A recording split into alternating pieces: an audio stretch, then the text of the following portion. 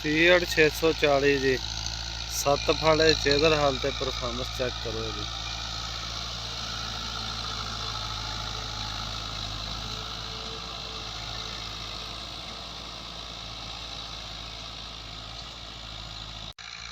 नरमे दी वास्ते जमीन तैयार हो रही जी। गंदम वाला वाढ 640 ट्रैक्टर है फीअट। तुहानू दिखाने चेदर हड़ा ते दी परफॉर्मेंस 7 फाड़ा चेदर हाल है मगर वो थले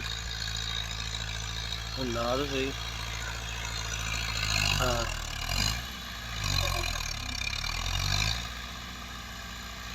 फुल नहीं खेदा जी, ट्रैक्टर खड़ा हो जाता वेख लो।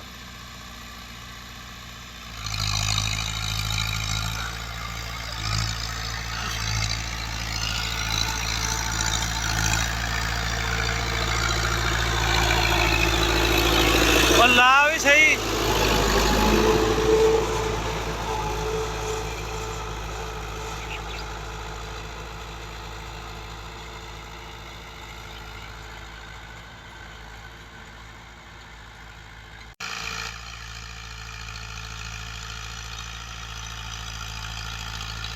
पोले पोले जो लाई जाता जी, ज्यादा नहीं लाउंदा, ज्यादा लाउंदा तो ट्रैक्टर बह जाता तो ट्रैक्टर अगों उठ जाता। आ देख लो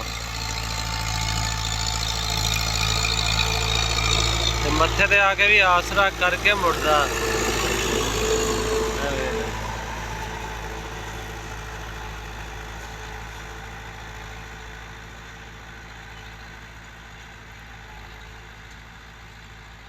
कोड़ भी चंगे बलाम आ ते ट्रैक्टर नूं भी पता लगदा जे ज्यादा लाउंदा तां।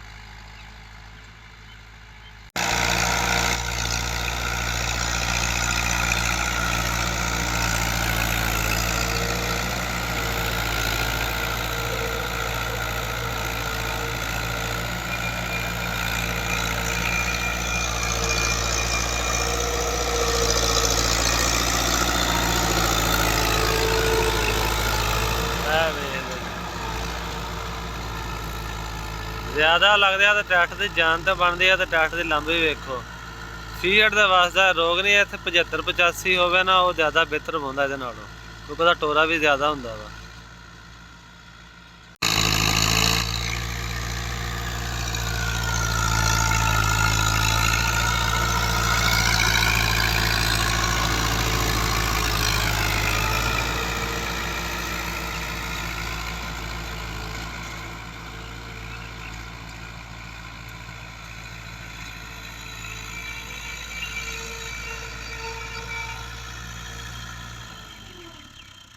देख लियो जो कोड़ किड्डे वड्डे आ वेख लो। बलां कोड़ा जी।